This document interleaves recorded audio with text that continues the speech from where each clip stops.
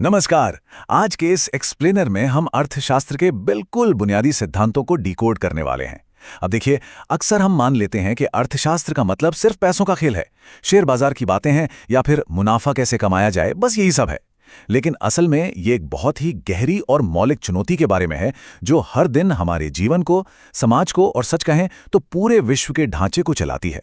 तो आज हम उन बुनियादी नींवों को समझेंगे जिन पर पूरी मानव सभ्यता की आर्थिक प्रगति टिकी हुई है।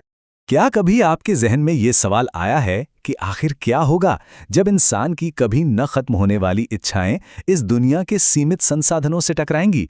मतलब यही वो सबसे बड़ा और दिलचस्प सवाल है जो पूरे अर्थशास्त्र को जन्म देता है।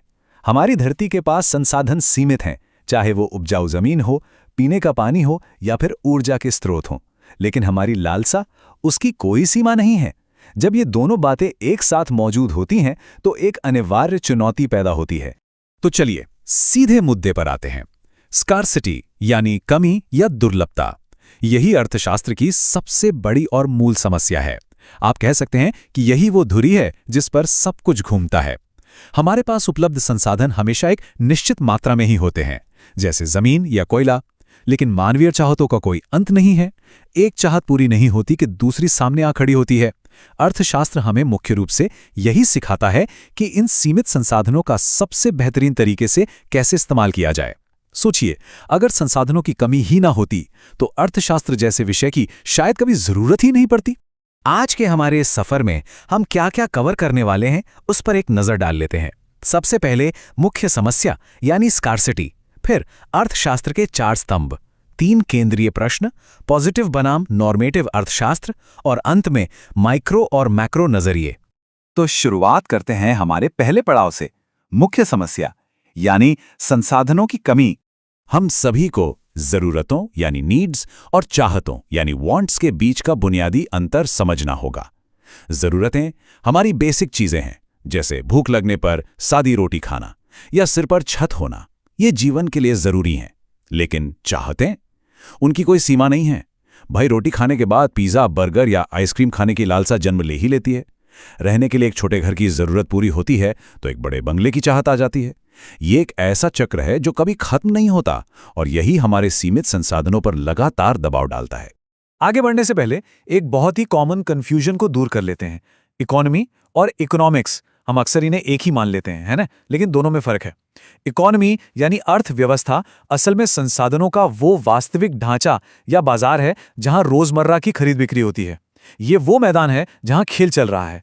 जबकि इकोनॉमिक्स यानी अर्थशास्त्र वो विषय है जिसमें हम इन्हीं सीमित संसाधनों के प्रबंधन का अध्ययन करते हैं।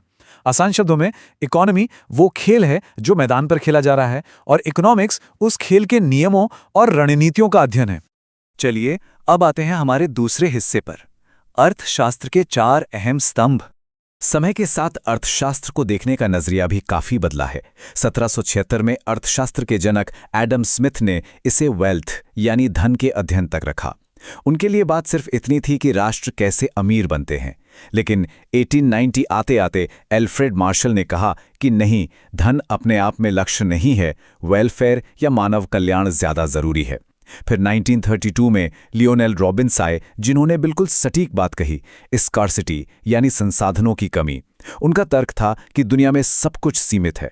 और आज के आधुनिक दौर में पॉल सैमुएल्सन ने ग्रोथ या विकास पर फोकस किया है कि कैसे समाज सीमित संसाधनों के बावजूद लगातार प्रगति कर सकता है। इतिहास से निकलकर अब बात करते हैं आज की व्यावहारिक चुनौतियों की, यानी अर्थशास्त्र के 3 केंद्रीय प्रश्न। हर अर्थव्यवस्था को उत्पादन के 3 सबसे अहम सवालों का सामना करना ही पड़ता है। पहला, क्या उत्पादन किया जाए? चूंकि संसाधन सीमित हैं, हम सब कुछ तो बना नहीं सकते। अगर हम ज्यादा हथियार बनाएंगे तो स्कूलों और अस्पतालों के लिए संसाधन कम पड़ जाएंगे। इसे हम अपॉर्चुनिटी कॉस्ट कहते हैं। दूसरा सवाल है, कैसे उत्पादन किया जाए? और तीसरा, किसके लिए उत्पादन किया जाए? मतलब जो भी सामान बना है वो समाज के किस वर्ग तक पहुंचेगा। अब ये जो दूसरा सवाल है ना, कैसे उत्पादन किया जाए, इसका सीधा संबंध तकनीक से है। कोई भी चीज बनाने के 2 तरीके हो सकते हैं। पहला, लेबर इंटेंसिव तकनीक, जहां इंसानी श्रम का अधिक उपयोग होता है। दूसरा, कैपिटल इंटेंसिव तकनीक, जहां भारी मशीनों पर ज्यादा निर्भरता होती है। यह चुनाव इस बात पर निर्भर करता है कि देश में कौन सा संसाधन सस्ता और आसानी से उपलब्ध है। हमारे जैसे ज्यादा आबादी वाले देशों में लेबर इंटेंसिव तकनीक बेहतर है ताकि लोगों को रोजगार मिले, जबकि विकसित देशों में जहां श्रम महंगा है वहां मशीनों का इस्तेमाल अधिक होता है। आगे बढ़ते हैं चौथे विषय की तरफ, पॉजिटिव और नॉर्मेटिव अर्थशास्त्र। और ये बड़ा दिलचस्प है कि अर्थशास्त्री आर्थिक नीतियों को दो बिल्कुल अलग अलग चश्मों से देखते हैं। पॉजिटिव अर्थशास्त्र पूरी तरह से तथ्यों और क्या है यानी व्हाट इज पर आधारित होता है। इसे डेटा से साबित किया जा सकता है, जैसे महंगाई दर 6% है। वहीं दूसरी ओर नॉर्मेटिव अर्थशास्त्र इस बात पर चर्चा करता है कि क्या होना चाहिए, यानी व्हाट ऑट टू बी। ये राय और जजमेंट पर आधारित है, जैसे अमीरों पर ज्यादा टैक्स लगाना चाहिए। मतलब पॉजिटिव अर्थशास्त्र सिर्फ आईना दिखाता है और नॉर्मेटिव अर्थशास्त्र नीतियां बनाता है। और अब हम आ गए हैं अपने आखिरी और सबसे अहम पड़ाव पर, माइक्रो और मैक्रो नजरिए। अर्थशास्त्र को इन दो हिस्सों में बांटने का श्रेय रग्नर फ्रिश को जाता है। एपी लर्नर ने क्या खूब कहा है, माइक्रो इकोनॉमिक्स अर्थव्यवस्था को एक माइक्रोस्कोप के माध्यम से देखने जैसा है। यह एक शानदार रूपक है। जब हम किसी एक व्यक्ति, एक फर्म या बाजार के एक छोटे से हिस्से का बिल्कुल बारीकी से अध्ययन करते हैं तो वो माइक्रो इकोनॉमिक्स है। यह बिल्कुल ऐसा है जैसे पूरे जंगल को देखने के बजाय आप जंगल के किसी एक पेड़ की पत्तियों का गहराई से अध्ययन कर रहे हो। इन दोनों के बीच का फर्क समझना बहुत आसान है।